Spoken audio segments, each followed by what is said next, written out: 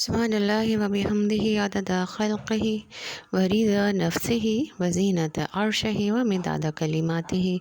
اللہم صلی علی محمد وعلی آل محمد کما صلیت علی ابراہیم وعلی آل ابراہیم انک حمید مجید۔ اللہم بارک علی محمد وعلی آل محمد کما بارکت علی ابراہیم وعلی آل ابراہیم انک حمید مجید۔ اعوذ باللہ من الشیطان الرجیم، بسم اللہ الرحمن الرحیم۔ رب اشرح لی صدری ویسر لی امری واحلل عقدۃ من لسانی یفقہوا قولی۔ رب زدنی علما، اللہم فقہنا فی الدین، اللہم ارنا الحق حقا وارزقنا اتباعہ وارنا الباطل باطلا وارزقنا اجتنابہ، آمین یا رب العالمین۔ السلام علیکم ورحمۃ اللہ وبرکاتہ۔ سلسلہ ہے منتخب نصاب کا، اور آج سے ہم اس کے تیسرے حصے یعنی مباحث عمل صالح پر کے دروس کا آغاز کریں گے۔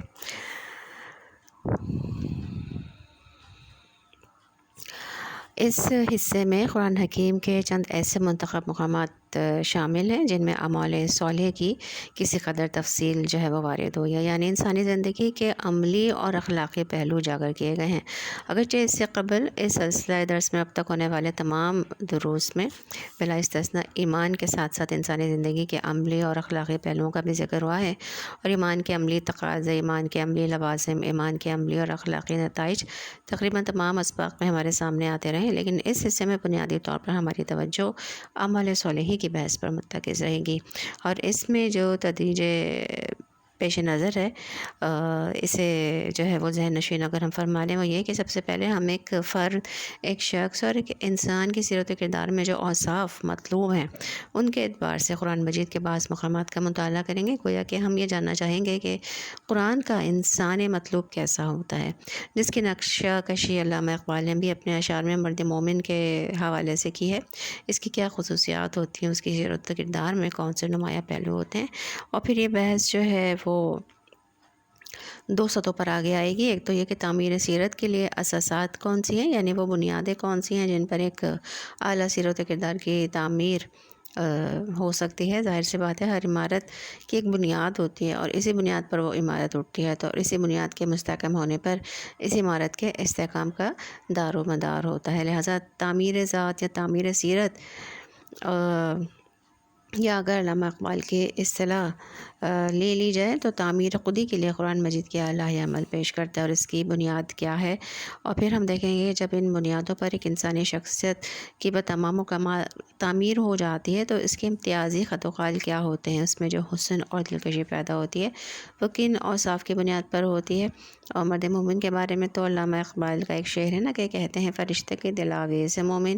حوروں کو شکایت ہے کہ کم آمیز ہے مومن۔ تو مومن کی شخصیت کو جو دل آویزی ہے وہ کون کون سی خصوصیات اور کون کون سے اوصاف پر مبنی ہیں۔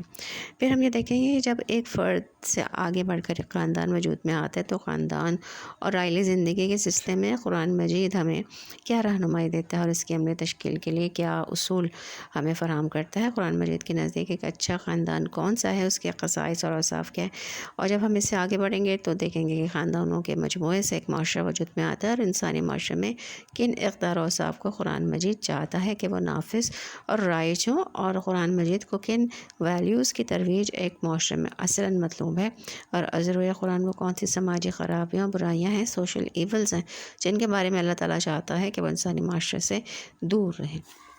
تو سب سے پہلے جو ہے اس میں جو انسان کی سیرت کی بنیادی ہونی چاہیے اس کا ذکر آیا ہے ہمارے پاس۔ سب سے پہلے سورۃ المومنین کی پہلی آیات میں اعوذ باللہ من الشیطان الرجیم، بسم اللہ الرحمن الرحیم، قد افلح المؤمنون الذین هم فی صلاتهم خاشعون والذین هم عن اللغو معرضون والذین هم للزکاة فاعلون والذین هم لفروجهم حافظون الا علی ازواجهم او ما ملکت ایمانهم فانهم غیر ملومین فمن ابتغى وراء ذلك فاولئک هم العادون والذین هم لأماناتهم وعهدهم راعون والذین هم على صلاتهم يحافظون اولئک هم الوارثون الذین یرثون الفردوس هم فیہا خالدون۔ تو اس میں بندہ مومن کے مطلوبہ اوصاف جو ہیں وہ بیان کیے گئے ہیں۔ تو ان میں اہم ترین وصف کون سا ہے؟ صلاۃ، جس کا ترجمہ ہم عام طور پر نماز کرتے ہیں۔ اس ضمن میں خاص طور پر نوٹ کرنے والی بات یہ ہے کہ اوصاف کی اس فہرست میں آغاز بھی نماز سے ہوا ہے اور اختتام بھی۔ آغاز میں فرمایا گیا قد افلح المؤمنون الذین هم فی صلاتہم خاشعون، کامیاب ہو گئے وہ اہل ایمان جو اپنی نمازوں میں خشوع سے کام لیتے ہیں۔ پھر چند اوصاف بیان کرنے کے بعد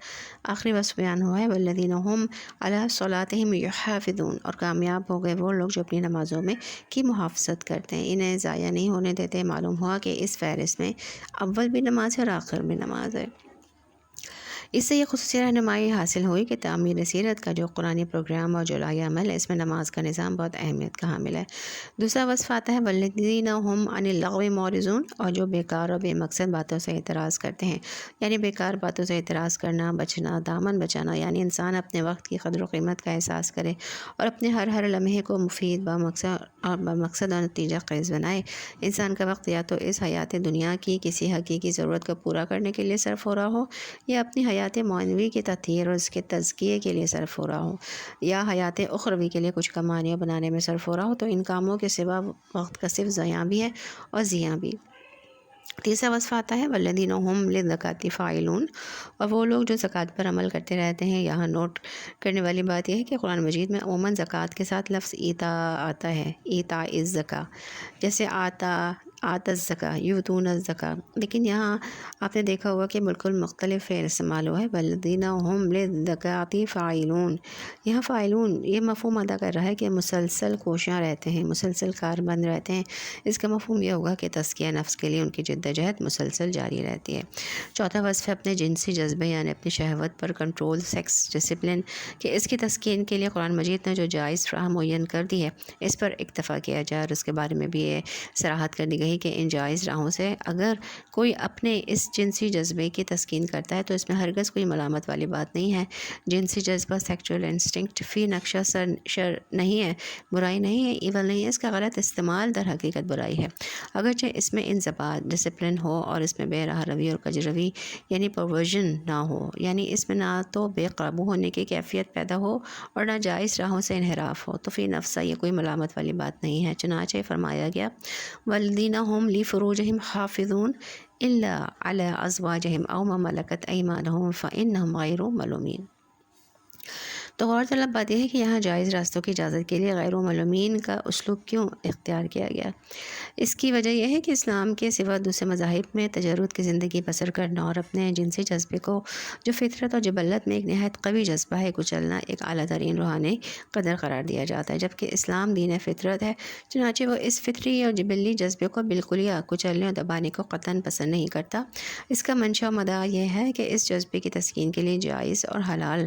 راہیں اختیار کی جائیں۔ نکاح کو اس لیے نبی کریم صلی اللہ علیہ وسلم نے اپنی سنتوں میں سے ایک سنت قرار دیا ہے۔ آپ میں سے اکثر لوگوں نے یہ حدیث سنی ہوگی کہ جو ہر خطبہ نکاح میں پڑھی جاتی ہے، ان نکاحوں میں سنتی، کہ نکاح میری سنت میں سے۔ اسی حدیث کا ایک حصہ یہ بھی ہے جو عام طور پر نہیں پڑھا جاتا کہ فمن لم یعمل بسنتی فلیس منی، کے پاس جس نے میری سنت پر عمل نہ کیا وہ مجھ سے نہیں ہے۔ البتہ اس کے ساتھ ایک دوسری طویل حدیث کا یہ آخری حصہ پڑھا جاتا ہے فمن رغب عن سنتی فلیس منی، تو جس نے میری سنت سے اعراض کیا، جس کو میری سنت پسند نہیں ہے، اس کا مجھ سے کوئی تعلق نہیں ہے۔ تو اس مقام پر جہاں جنسی تسکین کے لیے جائز راہوں کی طرف رہنمائی کی گئی ہے، وہاں اس کے ساتھ ہی فرما دیا گیا فمن ابتغى وراء ذلك فاولئک هم العادون، اور جو کوئی ڈھونڈے، اختیار کرے، پسند کرے اس کے سوا کوئی اور راہ، تو وہی لوگ ہیں حد سے بڑھنے والے، یعنی طاغی اور باغی۔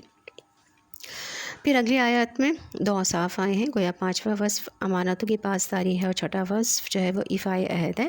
فرمایا گیا والذین هم لاماناتہم وعہدہم راعون، اور وہ لوگ فلاح پا گئے جو اپنی امانتوں اور عہد و پیمان کی پاسداری کرتے ہیں، امانت داری اور ایفائے عہد کے معاملات میں چوکس رہتے ہیں۔ تو یہ 6 اوصاف گویا کارنر اسٹون ہیں، یہ وہ اساسات اور بنیادیں ہیں جن پر انسانی شخصیت کی اس رخ پر تعمیر کا عمل مبنی ہو سکتا ہے کہ جس رخ پر پر اللہ کو انسان کی شخصیت کی تعمیر پسند ہے، اور تعمیر ذات، تعمیر سیرت، تعمیر کردار کے بھی مختلف معیارات ہو سکتے ہیں، مختلف نظریات اور مختلف فلسفوں پر مبنی انسانی کی سیرت و کردار کے مختلف حوالے لوگوں کے ذہنوں میں ہو سکتے ہیں، لیکن اللہ کے انسانی مطلوب یا قرآن کے مرد مومن کی جو سیرت و کردار اور اس کے خالق و مالک و پروردگار کو مطلوب ہے، اس کی تعمیر کے لیے 6 ناگزیر لابدی اٹل انیویٹیبل اساسات ہیں، بنیادیں ہیں۔ یہ 6 اوصاف کے بیان کے بعد پھر نماز کا ذکر فرمایا گیا، تاکہ دین میں نماز کی جو اہمیت ہے وہ جو ہے وہ قائم رہے، اور ایک مرد مومن جان لے کہ تعمیر سیرت کا اہم ترین عامل نماز کی حفاظت ہے، چنانچہ فرمایا گیا وَالَّذِينَ هُمْ عَلَىٰ صَلَاتِهِمْ يُحَافِظُونَ۔ آخر میں ان لوگوں کو جو اپنے اندر یہ اوصاف مستقل طور پر پیدا کر لیں اور ان بنیادی چیزوں کو اپنی سیرت اور کردار کی تعمیر میں شامل کر لیں، ان کو بشارت دی گئی ہے کہ یہی لوگ جنت الفردوس کے وارث ہوں گے، جس میں وہ ہمیشہ رہیں گے۔ اللہم انی اسألک جنت الفردوس، اولئک هم الوارثون الذین یرثون الفردوس هم فیہا خالدون۔ یہ تو تھا بنیادی اوصاف کا تذکرہ، اور سورہ فرقان کے آخری رکوع کی روشنی میں اللہ کے محبوب بندوں کی شخصیت کے خد و خال جو ہے وہ بیان ہوئے ہیں، اور یعنی عباد الرحمن، یعنی ہمارے محبوب بندوں میں یہ اوصاف ہے، اور ان کی یہ کیفیت ہے، ان کی راتی سال میں ان کی اس کیفیت میں بسر ہوتی ہیں، جب وہ خرچ کرتے ہیں تو ان کی روش یہ ہوتی ہے، وغیرہ وغیرہ۔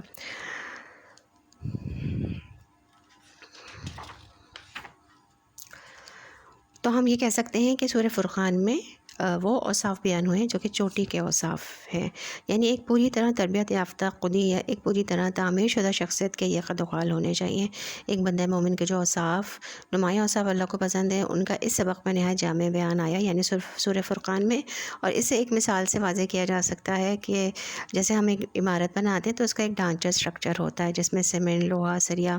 لکڑی وغیرہ استعمال ہوتی ہے، اور عمارت کی اصل مضبوطی اور اس کا اصل استحکام اس کے اسٹرکچر کی مضبوطی پر ہوتا ہے۔ پھر اس عمارت کی فنیشنگ ہوتی ہے، اس کی آراستگی ہوتی ہے، عمدہ پلاسٹر ہو، رنگ و روغن اعلیٰ ہو، اور اس عمارت کی خد و خال کی خوبصورتی مختلف پہلوؤں سے ظاہر ہو رہی ہو۔ ظاہر سی بات ہے، جب آپ کسی عمارت کو دیکھتے ہیں تو اس کا اسٹرکچر تو نگاہوں کے سامنے نہیں آتا، وہ تو ایک مخفی اور نظر سے اوجھل ہے، اور جو چیز سامنے آئے گی وہ اس کے نمایاں خد و خال ہیں۔ اور اگر عمارت دلاویز ہے، خوبصورت ہے، پلاسٹر اچھا ہے، رنگ و روغن عمدہ ہے، تو دیدہ زیب ہوگی اور آپ کی نگاہوں کو اپنی طرف کھینچے گی۔ بالکل یہی ربط و تعلق ہم جو ہے وہ سورۃ المومنون میں جو اوصاف بیان ہوئے ہیں وہ، اور سورہ فرقان میں جو اوصاف بیان ہوئے ہیں وہ ان میں ہے۔ یوں سمجھیے کہ سیرت و شخصیت کی تعمیر کا اساسی پروگرام تو وہ ہے جس پر سورہ مومنون میں جو بیان کیا گیا ہے، لیکن ایک مکمل تعمیر شدہ انسانی شخصیت میں جو ہے وہ کیا خصوصیات ہونی چاہیے، جس کو علامہ اقبال مرحوم نے کچھ یوں کہا ہے کہ کہتے ہیں کہ فرشتے دل آویز ہے مومن، تو یہ دل آویزی جن اوصاف سے پیدا ہوتی ہے، انہیں اللہ تعالیٰ نے سورہ فرقان کے آخری رکوع میں نہایت جامعیت کے ساتھ بیان فرما دیا گیا ہے۔ میں سورہ فرقان کے آخری رکوع کا صرف ترجمہ پڑھوں گی۔ شروع اللہ کے نام سے جو بڑا مہربان نہایت رحم والا ہے، بابرکت ہے وہ ذات کے جس نے آسمان نے برج بنائے اور اس میں رکھ دیا ایک چراغ اور ایک روشن چاند، وہی ہے جس نے دن اور رات کو بنا دیا ہے، ایک دوسرے کے پیچھے آنے والا اس کے لیے جو نصیحت حاصل کرنا چاہے یا شکر گزار بننا چاہے، اور رحمان کے بندے وہ ہیں جو زمین پر آہستگی اور نرمی کے ساتھ چلتے ہیں، اور جب ان سے مخاطب ہوتے ہیں جاہل لوگ تو وہ ان کو سلام کہہ دیتے ہیں، اور وہ لوگ راتیں بسر کرتے ہیں اپنے رب کے حضور سجدے اور قیام کرتے ہوئے، اور اس کے باوجود وہ لوگ دعا کرتے رہتے ہیں کہ اے ہمارے رب، عذاب جہنم کو ہم سے پھیر دے، یقیناً اس کا عذاب چمٹ جانے والی شے ہے، یقیناً وہ بہت بری جگہ ہے مستقل ٹھکانے کے لیے بھی اور عارضی قیام کے لیے بھی۔ اور وہ لوگ کہ جب وہ خرچ کرتے ہیں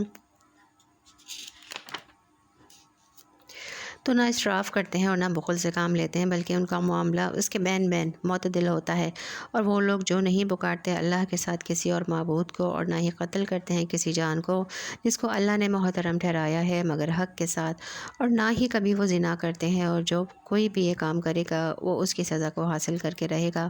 قیامت کے دن اس کا عذاب دگنا کر دیا جائے گا، اور وہ اس میں رہے گا ہمیشہ ہمیشہ ذلیل ہو کر، سوائے اس کے جس نے توبہ کی اور ایمان لایا اور اس نے نیک اعمال کیے، تو ایسے لوگوں کی برائیوں کو اللہ تعالیٰ نیکیوں سے بدل دیتا ہے۔ اللہ غفور ہے، رحیم ہے، جس نے توبہ کیا اور نیک اعمال کیے تو ایسا شخص توبہ کرتا ہے اللہ کی جناب میں جیسا کہ توبہ کرنے کا حق ہے، اور وہ لوگ جو جھوٹ پر موجود نہیں رہتے اور جب وہ کسی لغو کام پر سے گزرتے ہیں تو باوقار انداز سے گزر جاتے ہیں، اور وہ لوگ کہ جب انہیں ان کے رب کی آیات کے ذریعے نصیحت کی جاتی ہے تو وہ اس پر بہرے اور اندھے ہو کر نہیں گر پڑتے، اور وہ لوگ کہ جو کہتے ہیں کہ اے ہمارے پروردگار، ہماری بیویوں اور ہماری اولاد کی طرف سے آنکھوں کی ٹھنڈک عطا فرما اور ہمیں متقیوں کا امام بنا، یہ وہ لوگ ہیں کہ جن کو بالا خانے ملیں گے ان کے صبر کی جزا میں، اور ان میں ان کا استقبال کیا جائے گا دعاؤں اور سلام کے ساتھ، اور وہ اس میں ہمیشہ رہیں گے۔ وہ بہت ہی عمدہ جگہ ہے مستقل قیام کے لیے بھی اور تھوڑی دیر ٹھہرنے کے لیے بھی۔ اے نبی صلی اللہ علیہ وسلم، آپ کہہ دیجئے کہ میرے رب کو تمہاری کوئی پرواہ نہیں، اگر نہ ہوتا تو میں پکارنا، اب جب کہ تم نے جھٹلا دیا ہے تو عنقریب یہ عذاب تمہیں چمٹ کر رہے گا۔ تو یہ سورہ فرقان کے آخر کو کا ترجمہ تھا، اور اس میں بھی چند اوصاف جو چوٹی کے اوصاف ہیں وہ جو ہے وہ بیان ہوئے ہیں۔ اچھا، ان آیات میں سب سے پہلے جو آیات ہیں ان میں غور و فکر کی دعوت دی گئی ہے کہ پہلی دو آیات میں نا کہا کہ اس ایمان کے ضمن میں ہم جو پہلے بحثیں کر چکے ہیں اس سلسلے دروس میں ہو چکی ہیں، ان کا نہایت جامع خلاصہ ان دو آیات میں آیا ہے۔ فرمایا گیا تبارک الذی جعل فی السماء بروجا وجعل فیہا سراجا وقمرا منیرا، کہ بڑی بابرکت ہے وہ ذات جس نے آسمانوں میں برج بنایا اور اس آسمان میں ایک چراغ روشن کیا، یعنی سورج اور روشن چاند بنایا۔ وہو الذی جعل اللیل والنہار خلفا، اور وہی ہے جس نے رات اور دن کو ایک دوسرے کے تعاقب میں لگا دیا، گویا وہ ایک دوسرے کا پیچھا کر رہے ہیں، رات دن کا پیچھا کرتی ہوئی چلی آتی ہے اور دن جیسے رات کا تعاقب کرتے ہوئے نمودار ہوتا ہے۔ تو یہ قانون طبعی کی ایک بیان حقیقت ہے۔ اسے سورہ آل عمران کے آخری رکوع میں آیات الہیہ سے تعبیر کیا گیا ہے۔ ازرو الفاظ قرآنی ان فی خلق السماوات والارض واختلاف اللیل والنہار لآیات لأولی الالباب، اور اس موقع پر ہم نے سورۃ البقرہ کی 21ویں رکوع کی پہلی آیت بھی تفصیل سے پڑھی تھی کہ اس کائنات کی ہر شے ایک نشانی ہے جس کو دیکھ کر لامحالہ ایک سلیم الفطرت اور سلیم العقل انسان کا ذہن اس کے خالق، اس کے مالک اور اس کے بنانے والے، اس کے مصور کی طرف منتقل ہو جاتا ہے، اور اس کائنات کے مشاہدات سے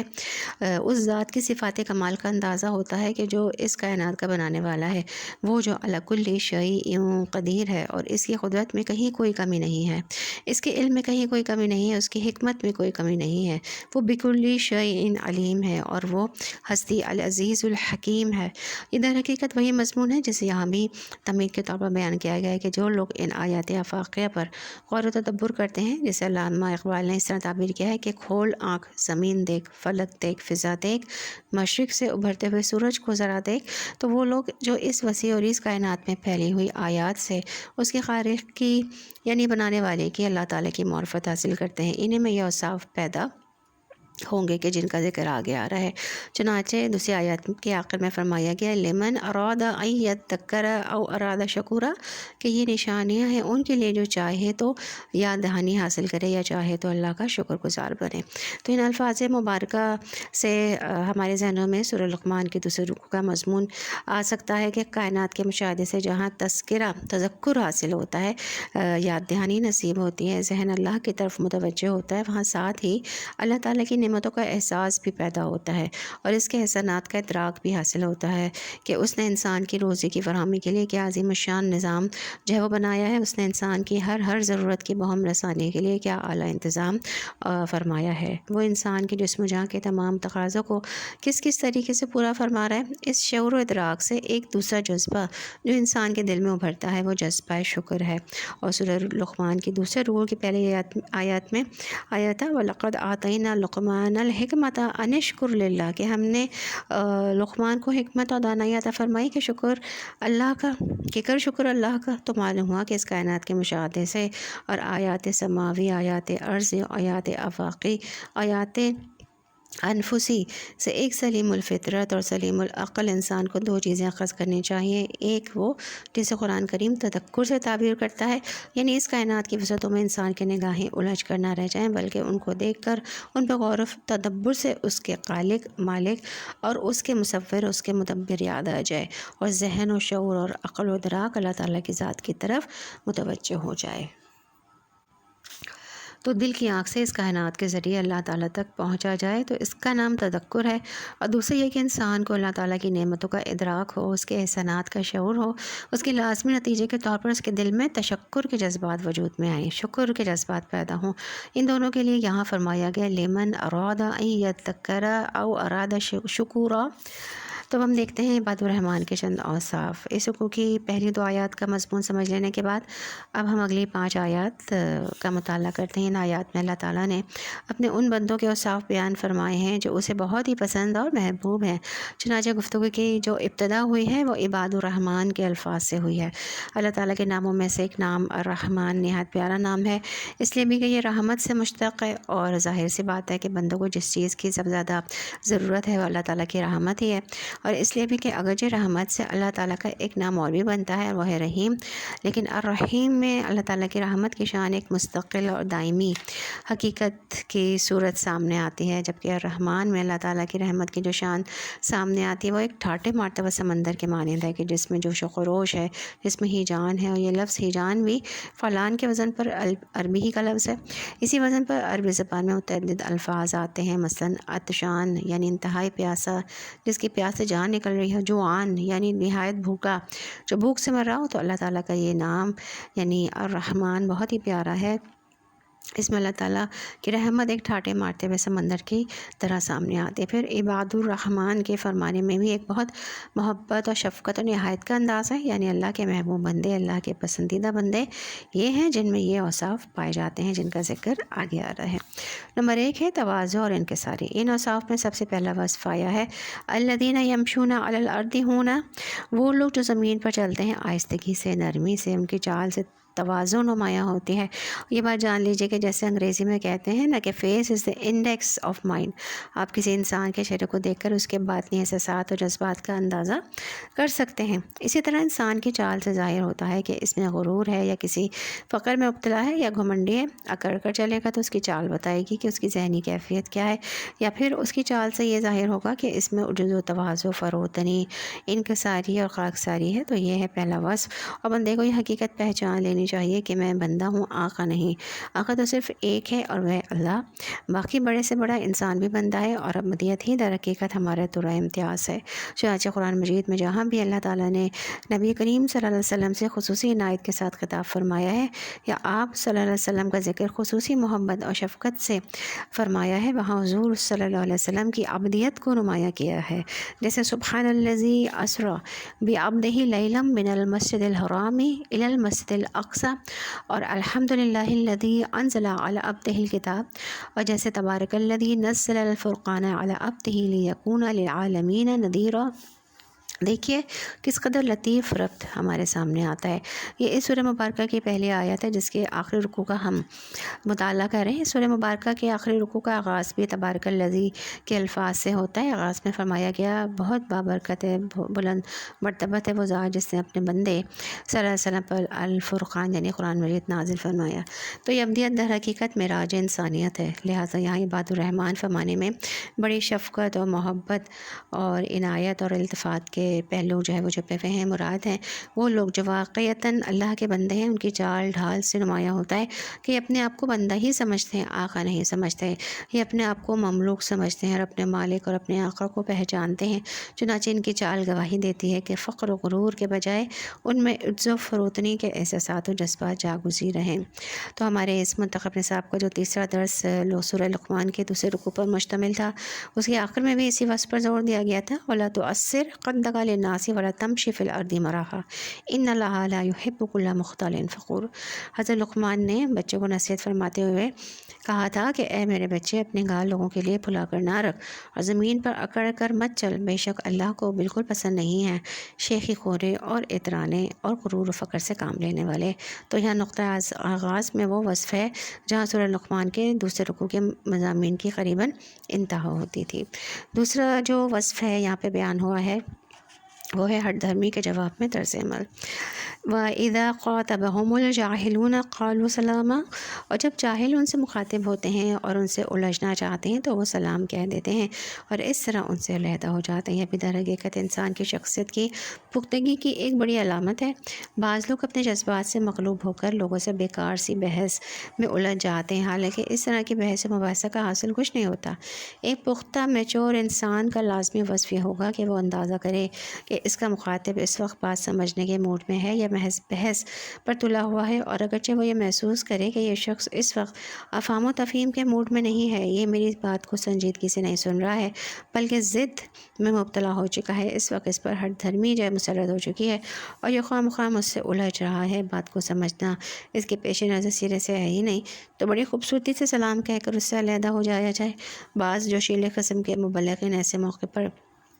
تلخی پر اتر آتے ہیں، تلخ کلامی اختیار کر لیتے ہیں یا علیحدہ بھی ہو جاتے ہیں، تو اس طور سے کہ گویا لٹ مار کر علیحدہ ہو رہے ہیں۔ نتیجہ یہ نکلتا ہے کہ پھر دوبارہ گفتگو کا موقع ہی باقی نہیں رہتا۔ تو اگر آپ خوبصورتی کے ساتھ علیحدگی اختیار کریں تو موقع رہے گا کہ آپ آئندہ کسی مناسب وقت پر جب یہ محسوس کریں کہ یہ شخص سمجھنے سمجھانے کے موڈ میں ہے تو اس کے سامنے دوبارہ اپنی بات رکھنے کی پوزیشن میں ہو سکتے ہیں۔ یہ دونوں چیزیں بڑی پختہ شخصیت کے نمایاں اوصاف میں سے جن سے یہاں گفتگو کا آغاز ہو رہا ہے۔ تیسرا ہے قیام اللیل کا اہتمام۔ اس کے بعد فرمایا گیا والذین یبیتون لربہم سجدا وقیاما، اور جو راتیں بسر کرتے ہیں اپنے رب کے حضور میں سجدہ کرتے ہوئے اور دست بستہ کھڑے ہو کر۔ اب یہاں ایک فوری تقابل، سائملٹینیس کنٹراسٹ آپ کے سامنے آ رہا ہے۔ ہمارے سابقہ درس میں نماز کا ذکر بار بار آیا تھا، قد افلح المؤمنون الذین هم فی صلاتہم خاشعون، اور پھر ان اوصاف کا اختتام ان الفاظ مبارکہ پر ہوا والذین هم علی صلاتہم حافظون، یعنی ابتدا بھی صلاۃ کے ذکر سے اور اختتام بھی صلاۃ کے ذکر پر۔ سورہ مومنون کی جو شروع کی آیات کا ذکر ابھی ہم نے پہلے کیا، پہلے صلاۃ میں خشوع کا ذکر ہے جو اس کی باطنی روح ہے، اور آخر میں صلاۃ کی محافظت اور مداومت کا ذکر ہے، لیکن یہاں رات کی نماز کا یعنی تہجد کا ذکر ہے، یعنی کہ یہاں پہ وہ اوصاف بندہ مومن ہیں جو کہ چوٹی کے ہیں، اس لیے کہ ایک مسلمان میں جو بنیادی اوصاف درکار ہیں جن سے تعمیر سیرت کا وہ پروگرام وجود میں آتا ہے جو قرآن مجید دیتا ہے، اس کی ابتدا انتہا اقامت الصلاۃ یعنی نماز پنجگانہ کا اہتمام کرنا جو کہ فرائض میں سے شامل ہے، اس کی پابندی کرنا، اس کے تمام آداب و جملہ شرائط کے ساتھ اس کی ادائیگی کا اہتمام کرنا۔ لیکن یہاں ایک بالکل دوسری بات ہے، یہاں تو اس سطح کی گفتگو ہو رہی ہے جیسے ایک انسان اللہ تعالیٰ کی محبوبیت کا مقام اور درجہ حاصل کر لے۔ یہاں جس نماز کا ذکر ہے وہ رات کی تنہائی کی نماز ہے۔ ارشاد ہو رہا ہے والذین یبیتون لربہم سجدا وقیاما، یعنی ان کی راتوں کا نقشہ ان لوگوں کی راتوں کی کیفیت سے بالکل مختلف ہے جو غفلت میں پڑے ہوئے ہیں، جو پوری رات پاؤں پھیلا کر سوتے ہیں۔ ان کی اس